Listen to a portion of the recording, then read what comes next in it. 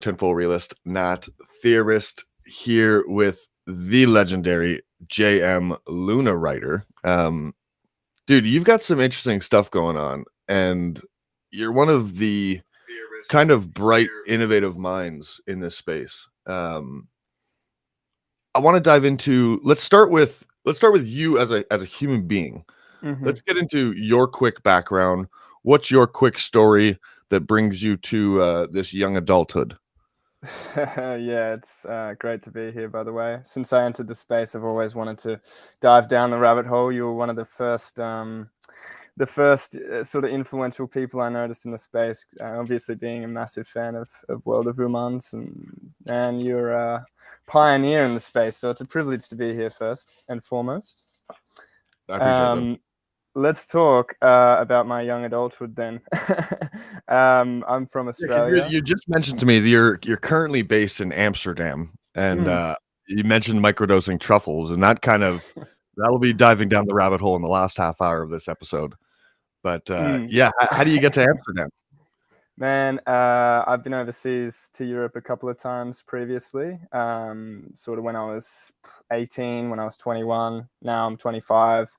And yeah, taking my writing full time and serious. So I decided what better place to be doing that than over in Europe. And I have dual citizenship to Australia and to Malta. So I can, live and work. Dual passports, that's nice.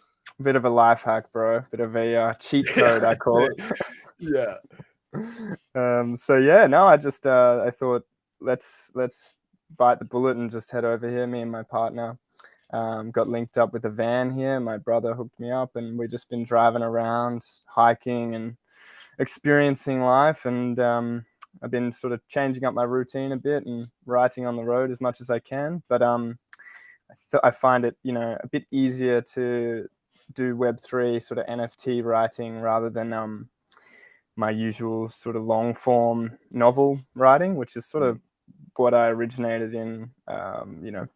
My writing journey over the last 2 years has more so been focused on writing novels. So yeah, so this is really cool because I mean, the typical when people think of NFTs to everybody, like they think of JPEGs. To someone like myself, I kind of just see it as the shipping container for whatever kind of media there is. So when you came and we were having a chat and you were talking about doing writing in the space, that was a bit of a light bulb moment for me where it's like, oh shit, yeah, why not? Why wouldn't this be a new avenue for this?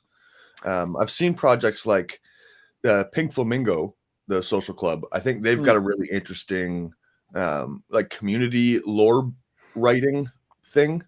And I think there's going to be different ideas kind of built off that. But yeah, how do you look at this NFT space?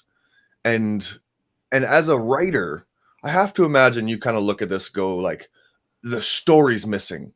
I need to get into this space. Bang on. Yeah, bang on. So I think first and foremost, what I look at as an overarching sense of NFTs is an opportunity to decentralize and to give power back to the creators, and to profit, to give them the profits of their hard work, right? And that's the way I've always looked at it. Is it's an opportunity and a window for creatives to own their work, to be paid accordingly, and to break down the mold of the the standard industry norm of fucking people taking way too much money from the creators' pockets, So first and foremost, it's a way for me, I think, and for every creative to own their work and to reap the rewards from it. I think that's the most important thing on a broad scale.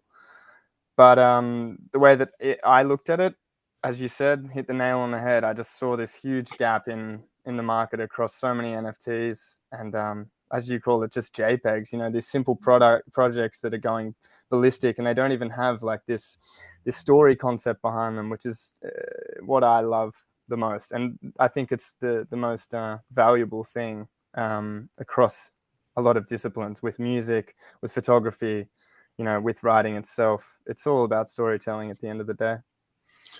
Yeah, no, this is I think it's really cool because one of my favorite projects in the space right now to kind of watch from afar, just because they're way too expensive right now, and I missed out, is Goblin Town.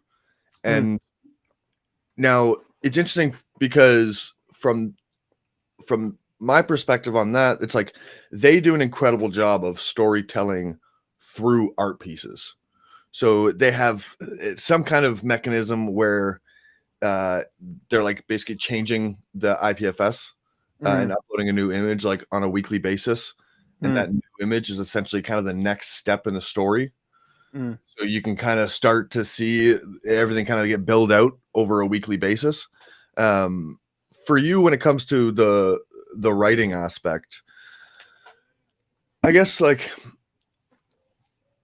so there's a few different things. Like, part of it, there's these existing NFT projects that already have art out, and I think that there's going to be more of a story kind of built underlying. Then you're gonna have projects that kind of just build out from the get-go with a storyline.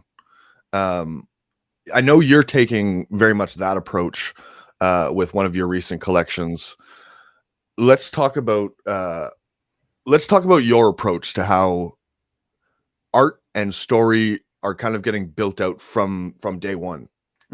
Okay, so you're talking like someone comes up with an idea, they want to integrate art, but they're lacking a story element. Is that what you? Okay, so something like for us at Potluck, like we have artists who have created awesome characters and they have visions of these like little worlds and stuff, but nobody's ever sat down and written out what a storyline of the Acidverse, a storyline of the strange pigs and strange gods, these little things. Yeah, so I think it's you can start either way. Like you said, I think it's interchangeable. You can start with the art first. You can present the art, and then you can bring the story. But for me, and the vision that I have of the future of NFTs is that every NFT project, as a prerequisite of value to their purchases and their audience, should have a story behind it.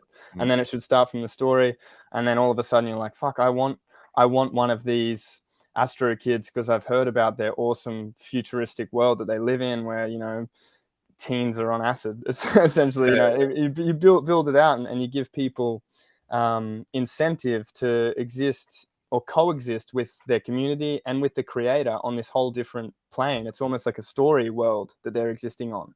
That is, it's further than just metadata. It's a story. It's in your head. You think about it, you ponder it, and then it creates value from there. So I think it is interchangeable, but the future of what I want to implement across Phantom and across chain is story first, JPEG second, right? Yeah. So let's get into this, because you've got a couple projects that obviously have this focus. The most recent one that I've been paying attention to is the Keepers of Arcadia. I believe FTM Dead is the artist of that. Incredible artist, right? Just to touch on that for a second, that dude's just he's like leveling up. Every time he drops something, it's just like he is just leveling up. What that guy's gonna be putting out in 5 years from now, I can't imagine. Yeah, dude, I have the privilege of being the first one that he DMs as soon as he has a piece. And like, I'm just giddy with excitement every time I see a JPEG pop up in our DMs, because I'm like, man, he just every week it just gets better and better. It's so crazy. Like, when I just think about his collections, like, and I love his collections, whether it was the Degenerate Rabbits, and like in terms of art, that's at the very base of what he came in with. Yeah. Then you got into the Gimpies, which are like, oh shit, you can do this kind of art, like that's impressive.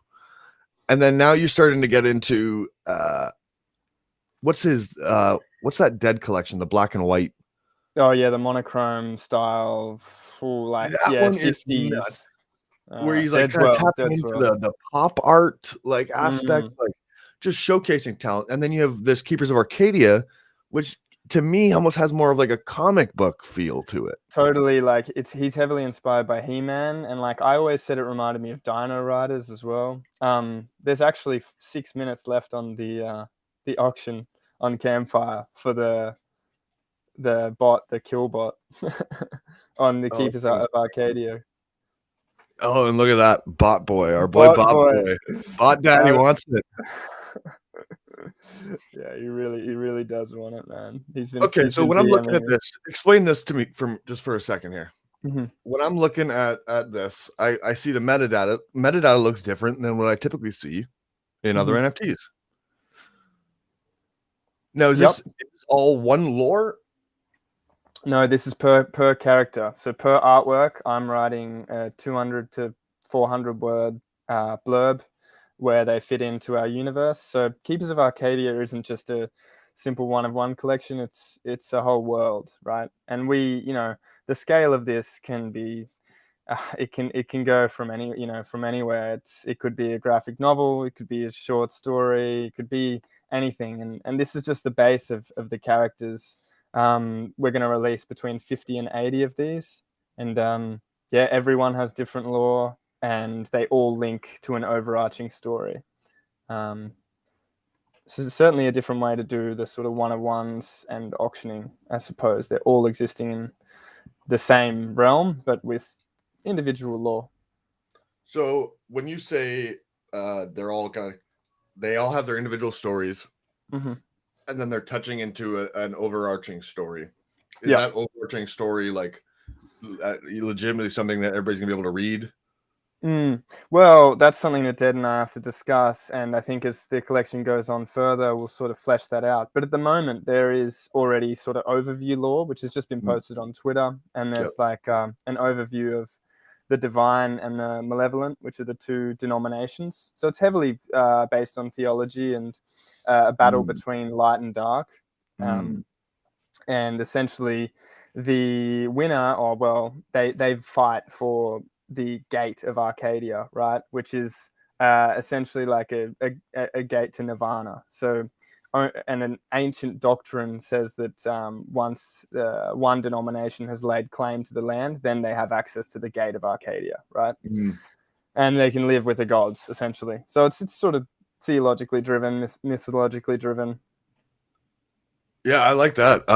I'm a big fan of stories like that. So part of the reason that like I really like the Uman story, and this is it's kind of a funny aspect. So this is where like I am super big on storytelling, and I think it is something that kind of we as builders and creators kind of have to almost push a little bit, because as collectors, there's still a lot of the I'm just in this for a JPEG that I don't plan on holding for any longer than a couple days. I just want to flip it. I don't want to get so involved in this community and this story. Like I could almost bet that there's probably 50% of Uman holders that have never read the Uman story written by Chronic. Oh man, I'd say even more, honestly. Like, you know what I mean? Like it's and it's weird because like it's something like that. When I read it, I get emotional every time I read that thing. It's beautiful, yeah. So yeah, I think it is something that we as creators, I think, and I'm going to take it on me a little bit too. But I think we have to push a little bit more.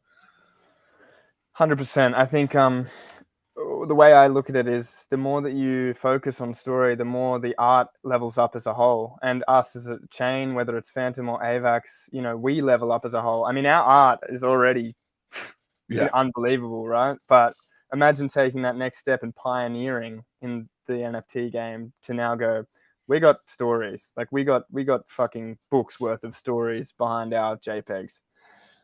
We got universes. Fuck, it's bloody hot here, man. It's really hot in Amsterdam. Yeah, I love it. I was saying if I had a nice little chess piece, I'd be doing the same little unbuttoned, but I'm just pearly white. Yeah. I'm fading a bit too. I've been in the mountains. I haven't been copping as much sun. But now it's nice, man. The chest is out. The the jewelry's showing.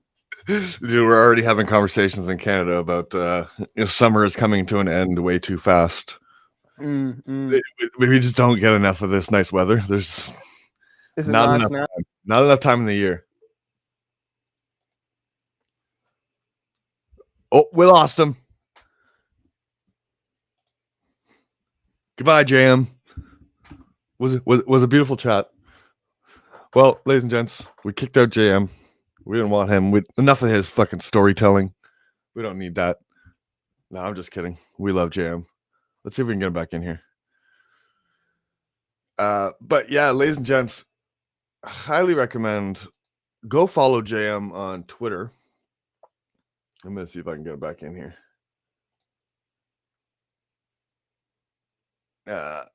Make sure you're following JM on Twitter at JM Lunar Writer. All right, let me see if I can get him back up here. He was fading on us, and then he went goodbye. Are you guys all still in the chat? There he is. I see South in the chat. Yeah, Toonch. Very well said, sir. Art breathes through stories. Feeling is much the same. JM, you there? Yeah. Just the heat must have infiltrated my MacBook. No, it's all good. You did say it was hot. All right, I'll just get my video on. There we are. All good.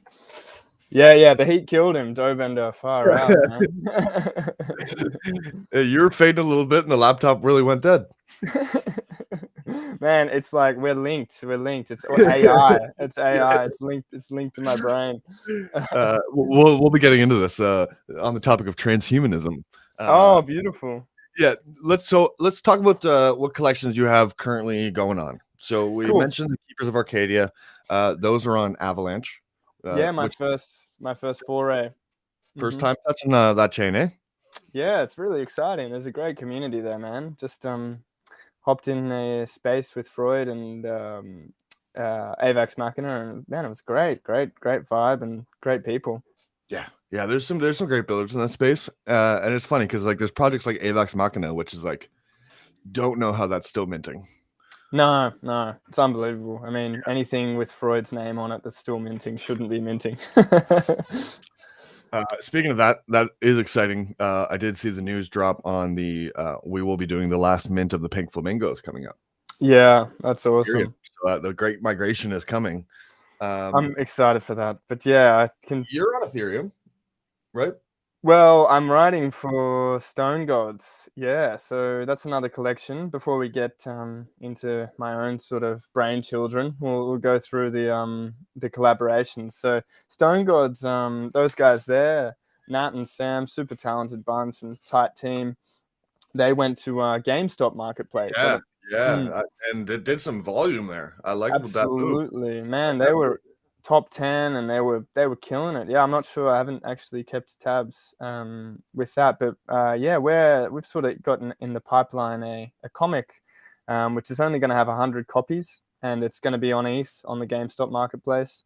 I wrote the words for that. It was like 1,500 words, and we shortened it down into like this comic Mebius style type thing, and it's just really sick. Nat, the artist, is like supremely talented, bro. Like he's one of the artists, I think. Like he's if he keeps pushing, he'll be big in the NFT scene.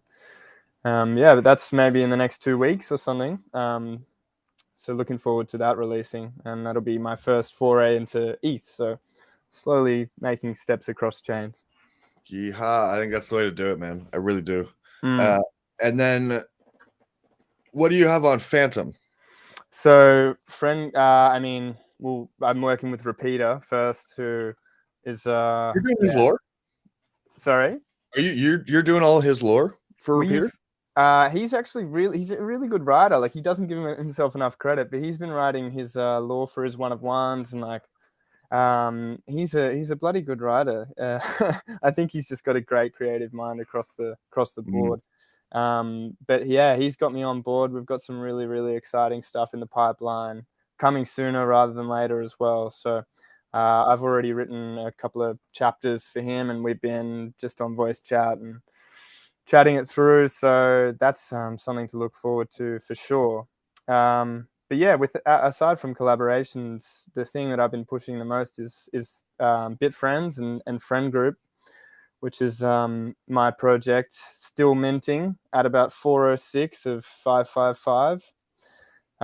It's been a slow but sure. There's your music from the man Delanglio. I like it. Yeah, Pink Flamingo shout out. Man, that's not bad. So it's been a slow process, but it's an expensive mint. And you know, we've been just building a community, bro. It's been beautiful. The amount of new people that have rolled into our channel, and we've been having some great chats. And I've launched an interactive lore on our Discord, which I'm sure you'd be right into. It's called Chronicles of the Void, and every week I go through and I write a chapter, and then the community has to vote on what the protagonist does.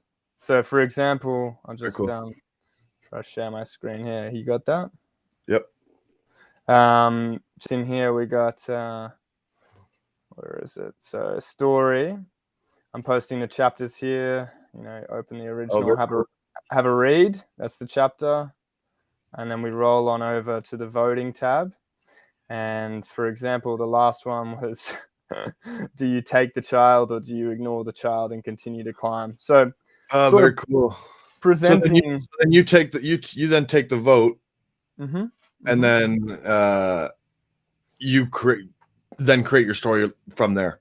Exactly right. So I'm moving with the community's best interest at heart. But one way that we've been involving the community even more is we do a wheel spin of RNG for every Bitfriend that's entered. So we have a Twitter post, everyone drops their Bitfriend, and then I collate them all, put them in a wheel. Whoever gets chosen, take the child. Whoever gets chosen then becomes the character, becomes another character in the story, and characters receive airdrops, and you know, yeah, we're just sort of building it out like that. So if you get chosen in a wheel spin, check your wallet, and maybe we'll run up against for example's sake, we'll run up against a strange pig or god in the void, and then they get airdropped that NFT. I like this. Okay, so this is Bitfriends. Now, when you say friend group, to me that's obviously like you're building out a world, a little world of these friends. Yeah, for sure. I would call friend group the business, the company. We're building a brand. It's the brand behind our world. So we don't simply want to be just a JPEG on a chain. We're sort of building for bigger things. And like I talk about pioneering in the lore space, what we want and what we're actively working on now, and I suppose this is a bit of alpha, is that we're building out a landscape where we can integrate other projects into a lore program. So essentially, they'll be able to interact with their community on our software, if you say it that way. So we're trying to introduce that story world and help people integrate story into their project.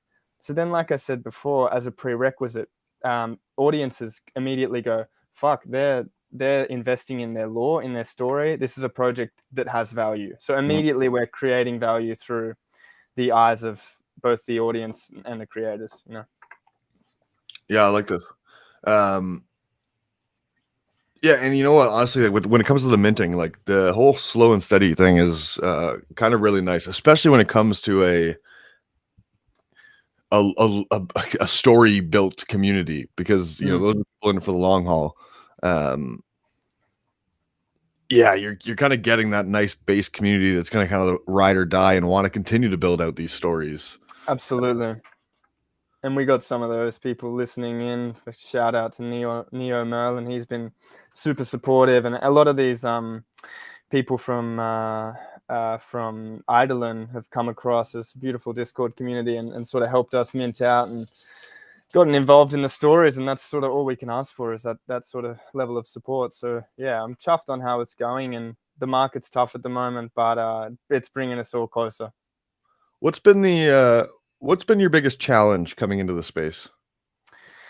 Okay. I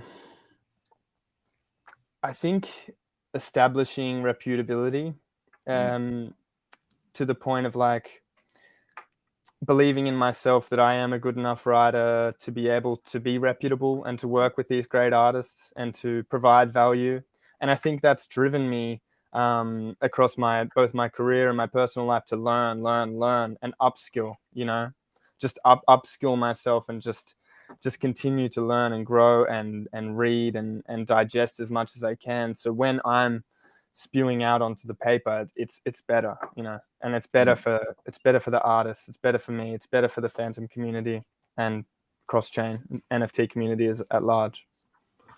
Yeah, touching on the whole slow and steady mint thing, as Doughbender here says, he goes, yeah, learned hard from a project that wanted the same lore heavy approach but released too many NFTs at too high a price and never minted out and got stuck.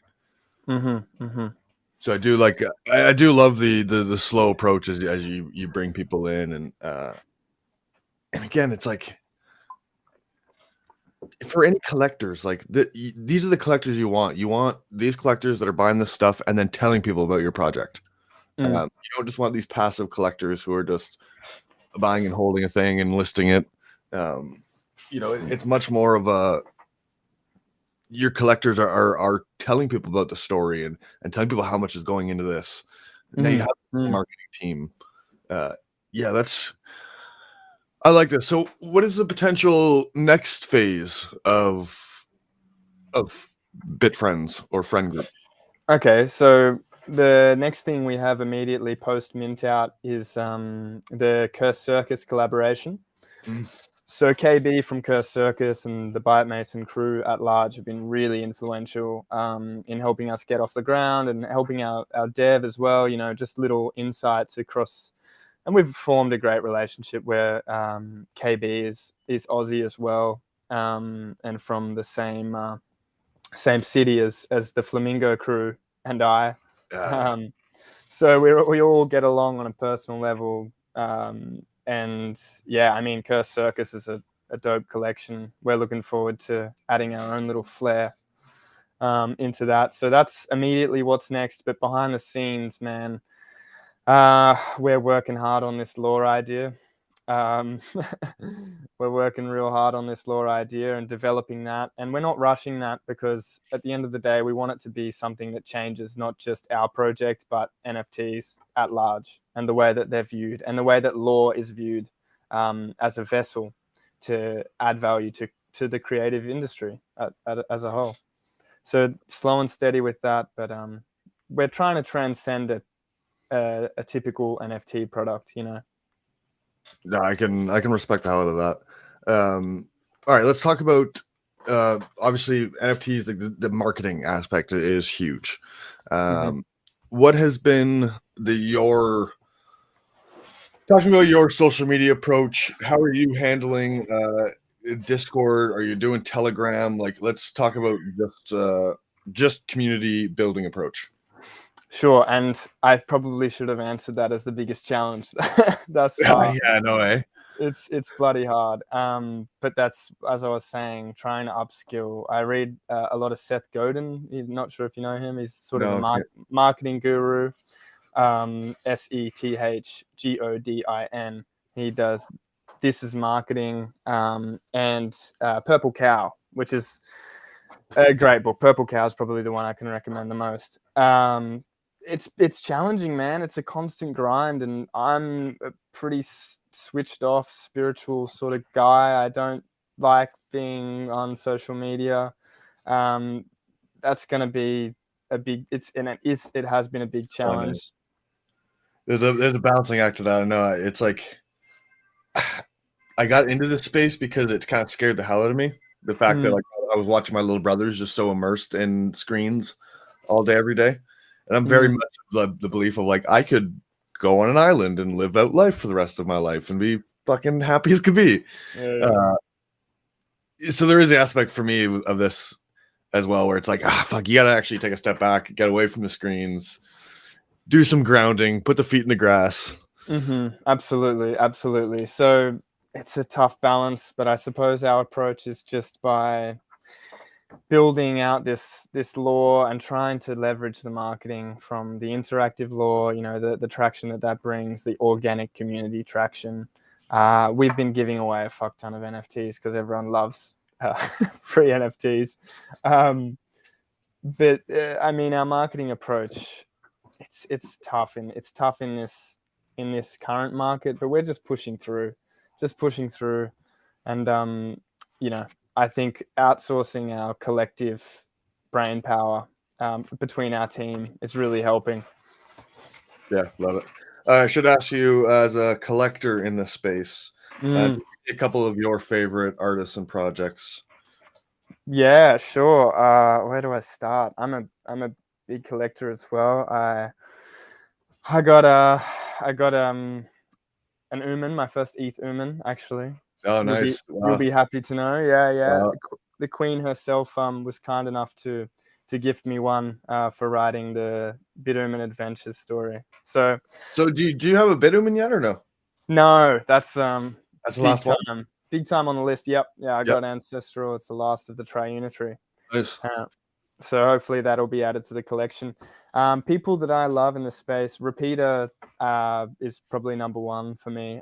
We get along on such a great personal level, and he's a damn good artist. And then up in the same level as the Flamingo Boys, like as you said the other day, the most slept on project. But I think that's how they like it. Like just underdog status, and Freud is such a genuine human, and Delanglio and Alex, all of those guys are just beautiful people. So I'm really, really bullish on those guys and excited for their mint on ETH. Who else? Love Teens, of course. Funeral is a great guy. He's a really intelligent person that I like to bounce ideas off, and we talk about literature and philosophy and stuff, and get along quite well. So really, really happy to be engaging with people like him in this space. Who else have I got? Frogwell. There's so many that I can't even. So many mates. Frogwell's a legend too. Are you doing any participation in the whole hop and chains thing?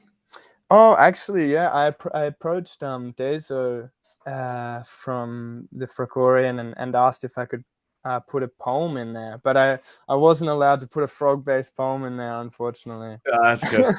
But that's it's a bit of a tough medium. It is, yeah, it is, and I respect that. But that's a really cool incentive those guys are doing, and dude, I'm learning artists that they're reaching out to. It's been awesome. Yeah, it's great. I'm just trying to think if I forgot anyone else. Oh, of course, Gimmicks, Brizzy represent, and I love Gimmicks, Bot Boy. As you know, I'm a massive fan of Bot Boy, but fucking FTM Dead as well. Dead, of course. So there's so many, man. There's so many. All right, JM, it's time to go down the rabbit hole, sir. Let's do it. All right, who built the pyramids? we got a few different theories here. We've got like slave population. We've got aliens. We've got I'm more of the belief of like we were more advanced at one point in time. What are your thoughts? I'm fascinated. Like you said, I think you quoted like history is cyclical, right? I'm fascinated about the belief as well, and Tombheads talks about it a lot, about the higher society that was once, and I think that's sort of what you're referencing with where we were earlier on, right? It's the whole sound frequencies and stuff like this, and like it's little things of one of the biggest things that got me off of the idea of like a slave population was, I guess, when you just like, it's like the numbers of it. It's like, how many people would it take to build that thing? And if they were slaves, like, it's not that, it's hard to get slaves to do a ton of like really intense labor without feeding those people. So like now there's no evidence of any agriculture like that would have sustained any kind of society like that. So then it gets into like, well, I don't think it was a slave population. It had to be something else. And then the idea of rocks that made trips of like, 500-mile trip. I think there was an aspect to them kind of knowing the energetic properties of the materials they used. And then having an education on like sound frequencies and stuff. Well, all of a sudden you can make this shit levitate. Like, that's an interesting point. I think like you say, frequencies and energies, and their intelligence on that is like, how, that's sort of, I'm a bit skeptical on like, man, and don't they all align? Like you've said before, they all align in some strange sort of pattern. Like, I don't know. I know the fact that there's many pyramids around the world, and they're all supposed to be on different ley lines, which all like globes energy, and some of my favorite shit. So we'll stay on this topic. You're gonna go time traveling.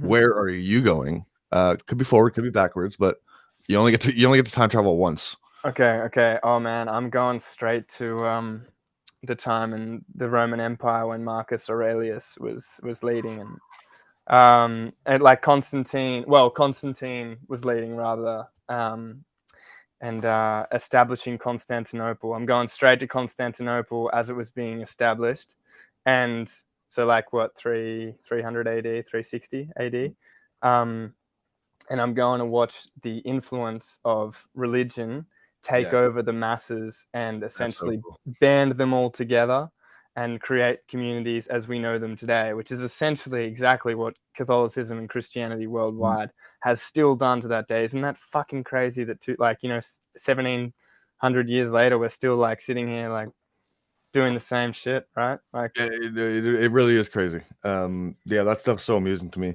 My two time frames are, I got to do the pyramids, obviously, but if it wasn't the pyramids, it would be like the time of Babylon. Cool. The building of the Tower of Babel. Just the story of Babylon to me is just so amusing because the people literally have two completely different perspectives of it.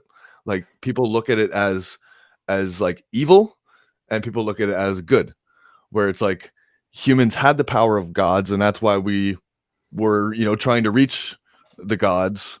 And then that's why God struck us down, is because he doesn't want us to realize that we have that power.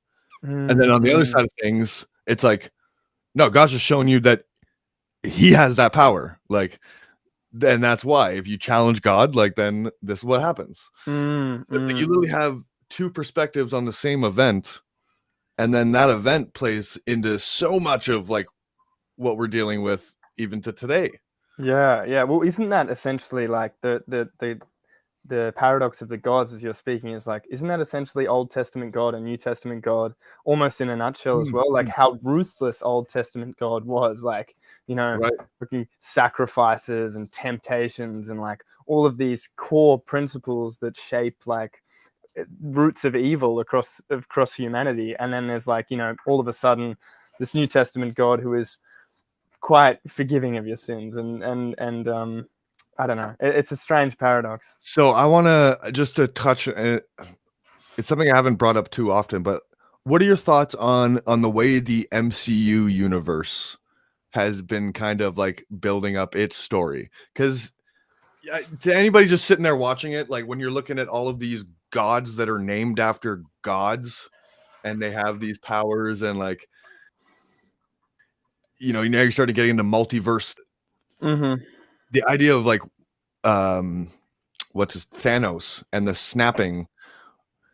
I just watched a video the other day where it's talking about, because of the Eternals that they're now dealing with. Now I'm a couple movies behind, but there's something with they're at the Eternals now, which are supposed to be like these unbelievable gods. And there's an Eternal that is like siphoning energy from the life forms on Earth.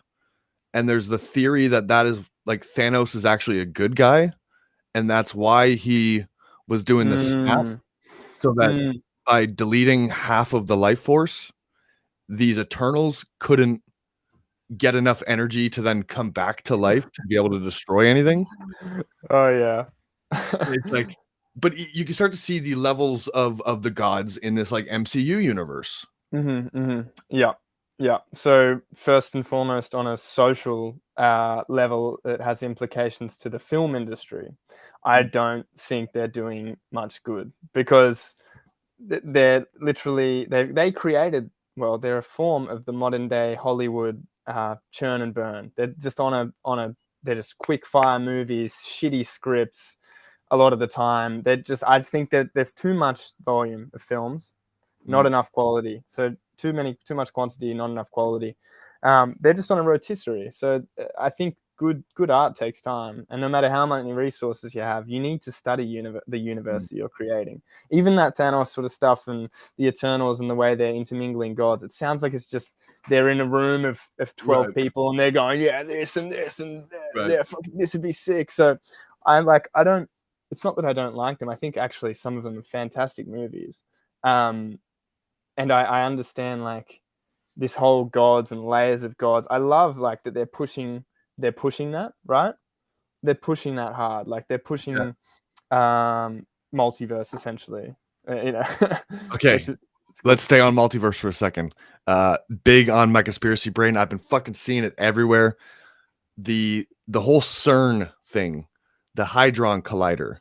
You know, the thing that is like banging atoms together to find the God particle. Yeah, I know the Hadron Collider, of course. Yeah, there's actually, dude, so it's in like I've been seeing it in almost every movie now. I can't scroll Netflix without seeing it everywhere. To the point that I mentioned it to my dad, and my dad's even like, "Yo, what the fuck are they doing with this thing?" I actually before this, the Hadron, there's a phrenerism. So you know that the phrenerisms within the Bitfriend metadata, the descriptions. Yeah. There's like the one that's like, friend band Twitter, not Twitter ban tinfoil. But there's one that says friend make Hadron Collider. So like he made the Hadron Collider. On a side note, anyway. But yeah, this is super interesting to me. And like, man, I'm no physicist, but the experimentation of particles and like atoms is just, it goes over my head. But fuck, like, wouldn't it be great if something like that could help us understand the senses that we can't understand, you know? Right. If it could come back to a human level of like, okay, now we understand, and getting down the rabbit hole, obviously there is more senses that us as humans can't comprehend, right?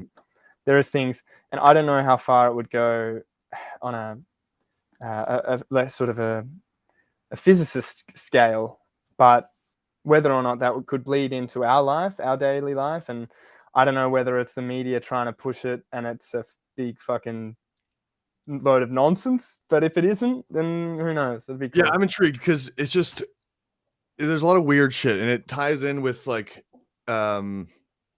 there's global elites, there's the weird cult things that happen outside of this like building, and then there's the aspect of like when you start diving into these movies.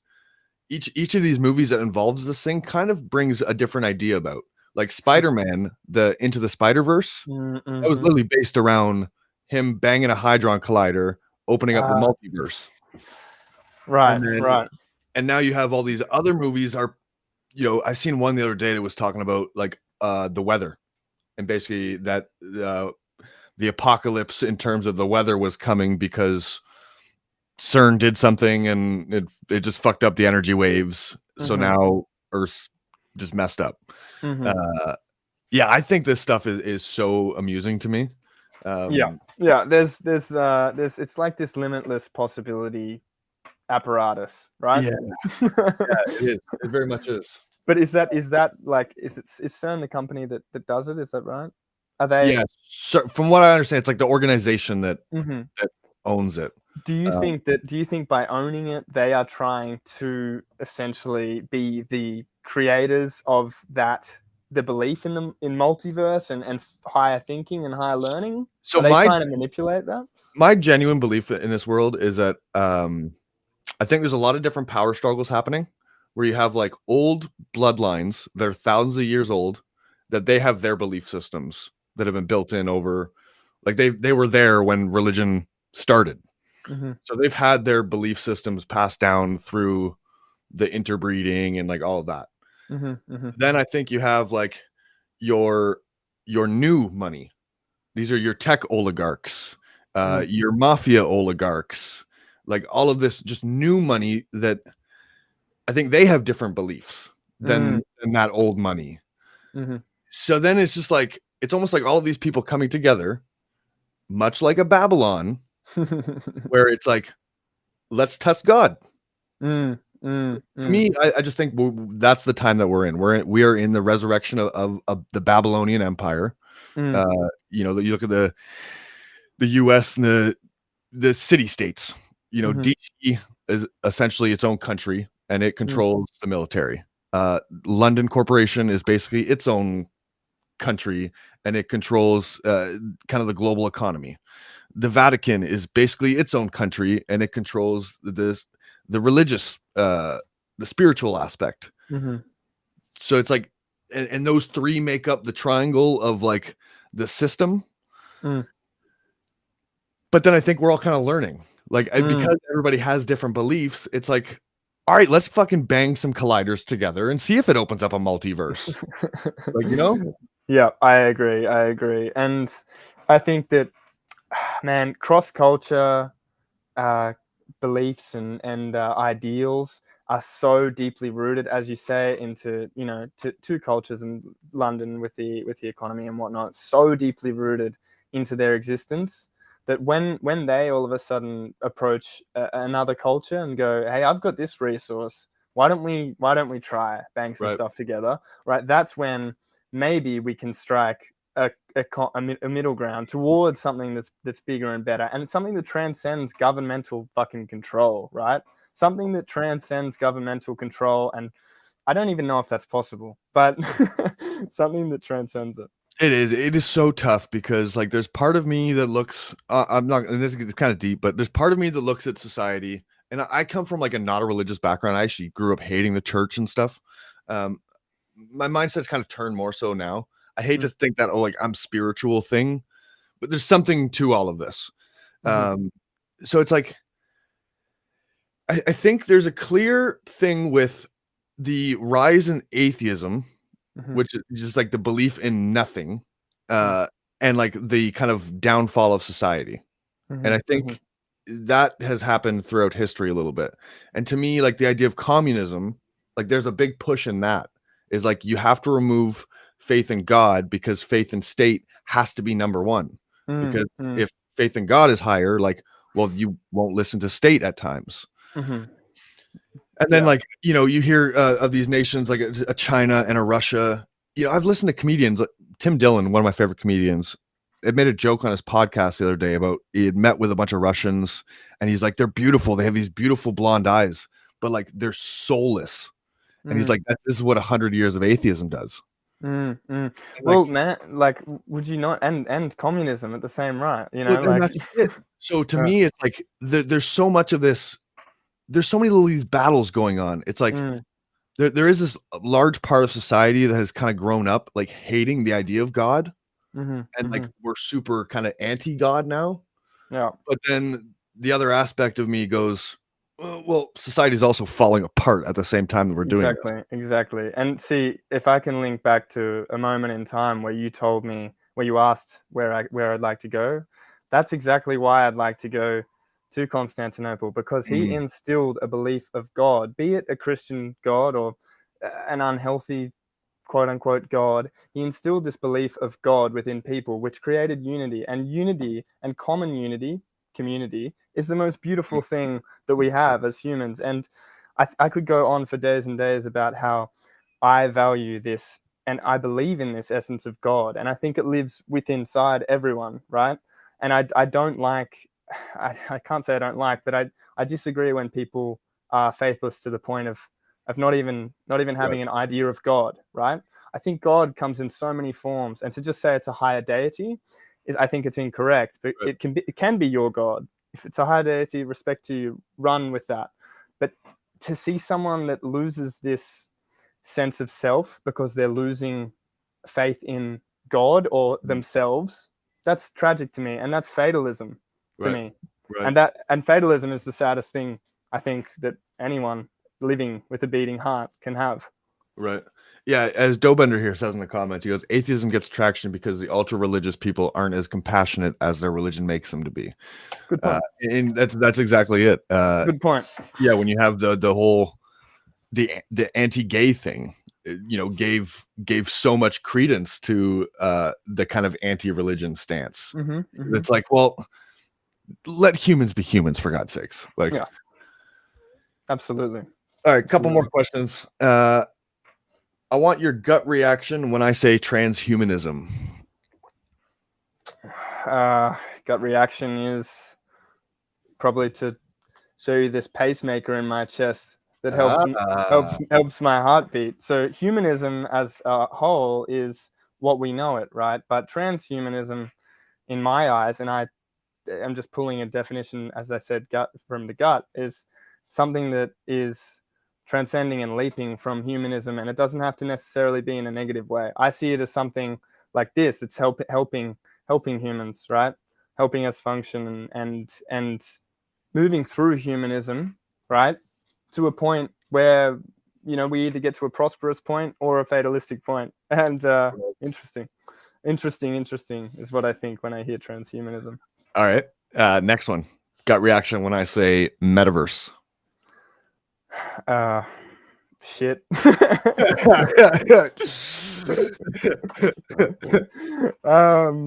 Getting there.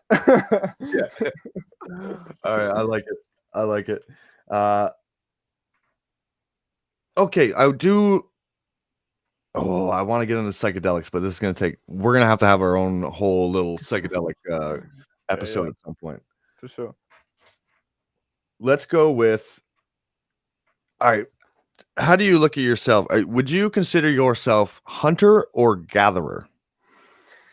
I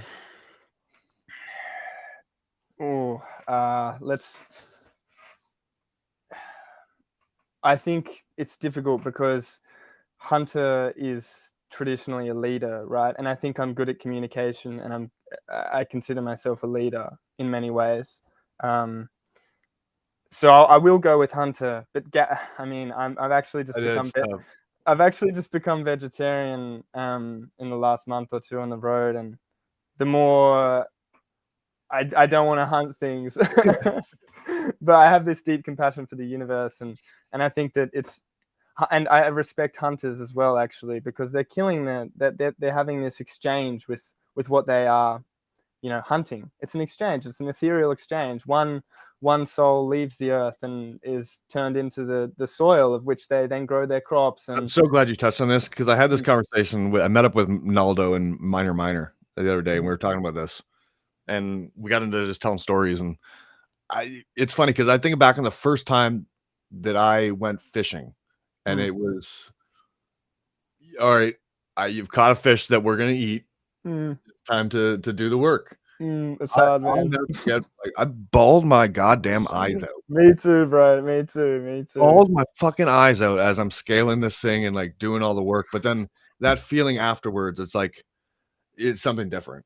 Where it's fighting for your family, and then knowing that you had that exchange with that animal. It wasn't exactly. When you go to the fucking grocery store, we all do. What is that?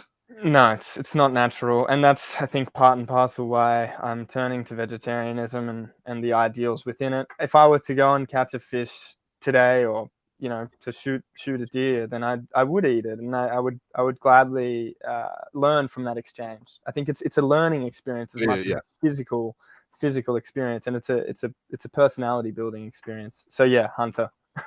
Love it. All right, my final question for you, sir. You're going to jail.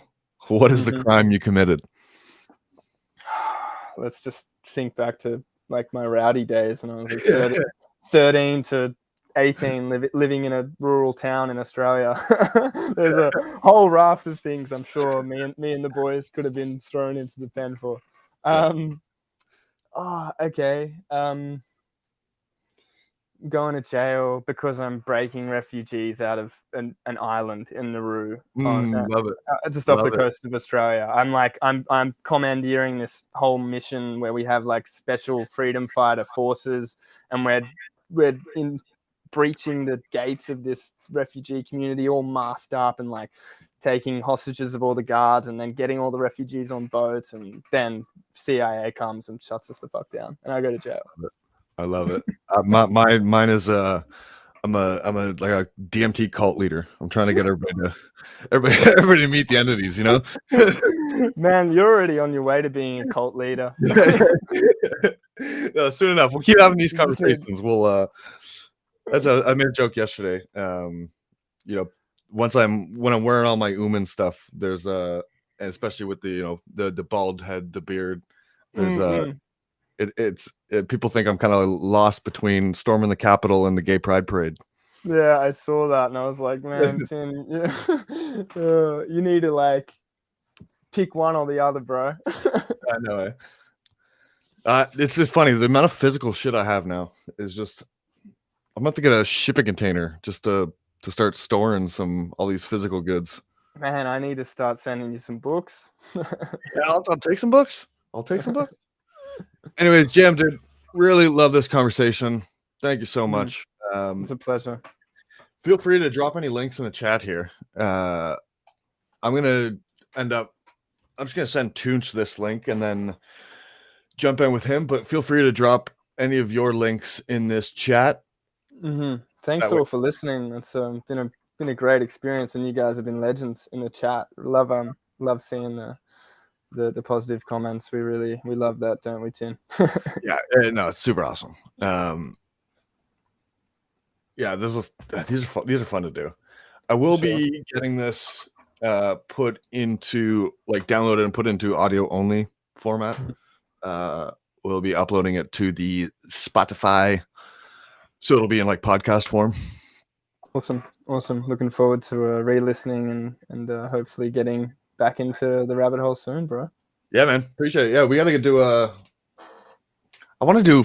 There's a couple random roundtables. I'd like to have a psychedelics roundtable. There's a few of us that have all had different experiences, and kind of talk about that because I think it's an important topic. There's genuinely a lot of science now going into how this stuff is beneficial.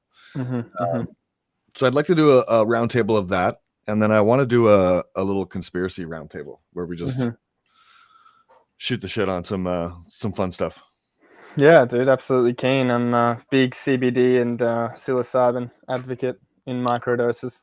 Not so much complete trips. Yeah. What was the last time you did one of them big hero doses or anything like that? Oh man, it would have been shrooms just a few months before I left. We have miso soups. Our friend group, we always do miso soups with the shrooms and sit around and. Just I think I got a bit of a strong one in the bottom of the cup, and it was just like a beautiful phosphorescent sort of experience in amongst the plants and a lovely environment. So always safe and it's beautiful, man. Have you done the ayahuasca? No. I'm sort of building up to that. In my adulthood, my further adulthood, and when I travel across South America and can do it properly. Speaking of some DMT kind of shit, my J-Kai physical. Wow, dude, he's so sick. Oh, that's awesome. Remember those old holographic cards? It's crazy. All right, thanks so much for having me, bro. JM, appreciate it, dude. Cheers. Thanks. Cheers. See ya. Ladies and gents, we're gonna keep on rolling. Toonch. Brother, what's going on? What's up? How you doing, man? And you're fine, right? You're breaking up a little bit, but I can't hear you good yet. Am I? Okay, if you have some, just tell me. I will read on the island, so the times comes and goes. Yeah, we're breaking up a little bit. That's okay. Let's get into, man, there's a whole bunch of stuff I want to talk to you about because I want to let's start with your story as Toonch, as a human being. You're on an island right now. How did you get to this island? What is Toonch's story? I love so and if we have connection, I will try to. And yeah, me born in the Constantinople you guys were talking about, and yeah, it's a bridge between. So I have been born and trying what's going on, trying to through I have interior architecture, photography, and like living from and like traveled. Tunch, I'm not gonna lie. I this is we're having a bit of an issue. I keep missing I'm like missing every third second. There's something going on where just wait. I play and let's and if we still go outside. So yeah, there's just it's like I get almost all of it, but then I just miss a slight little bit. Yeah, I know your eyes, and I just so I can change my reconnect from another place. It's working now. Is it? Yeah, it's working better now. Yeah. Perfect. I just move, which the modem is so yeah. A little bit closer to the router. There we go.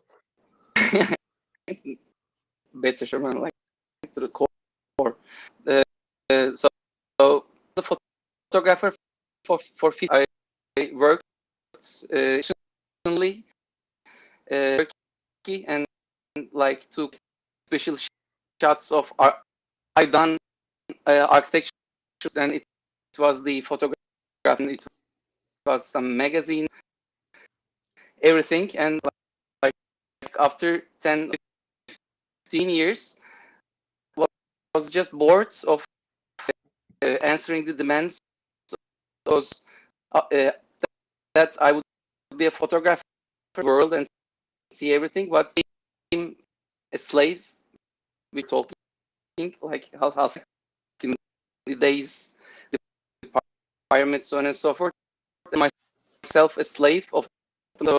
So just quit more assignments and to make paint pouring, you know, that birds you mix acrylic paints and release them, and they like takes and they just point. So it's like organic fractals. I was so into making that and made